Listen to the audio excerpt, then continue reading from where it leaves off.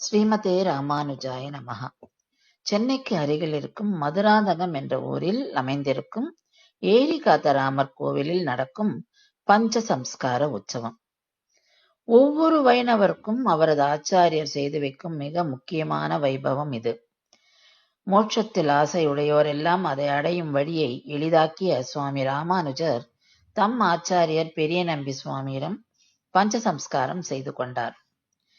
ஆவணி மாதம் சுக்லபட்சம் பஞ்சமி திதியன்று மதுராந்தகம் ஏரிகாத்த ராமர் கோவிலில் பெரிய நம்பிகள் இளையாழ்வார்க்கு பஞ்ச சம்ஸ்காரம் செய்து வைத்தார்.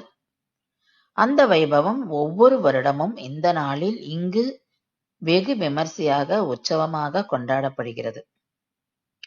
இளையாழ்வார் ராமானுஜரானார் இந்த ஸ்தலத்தில். ராமானுஜருக்கு வரதராஜ பெருமாளிடம் இருந்து பெரிய நம்பிகளை ஆச்சாரியராக ஏற்றுக்கொள்ளும்படி கட்டளை வந்தது. அந்த கட்டளையை பெற்றவுடன் ராமானுஜர் தன் ஆச்சாரிய திருவடிகளில் சரணடைய உடனே ஸ்ரீரங்கம் புறப்பட்டார். அதே சமயம் பெரிய நம்பி சுவாமிகள் ராமானுஜரை ஸ்ரீரங்கம் அழைத்து வர காஞ்சிபுரம் நோக்கி புறப்பட்டார்.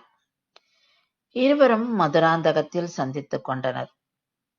ஒருவரை ஒருவர் பரஸ்பரம் அறிமுகம் செய்து கொண்ட உடனே இளையாழ்வார் தம் ஆச்சாரியரை நேரில் பார்த்தவுடன் உடனே தனக்கு பஞ்சசம்ஸ்காரம் செய்து வைக்கும்படி பெரிய நம்பி சுவாமிகளிடம் வேண்டினார்.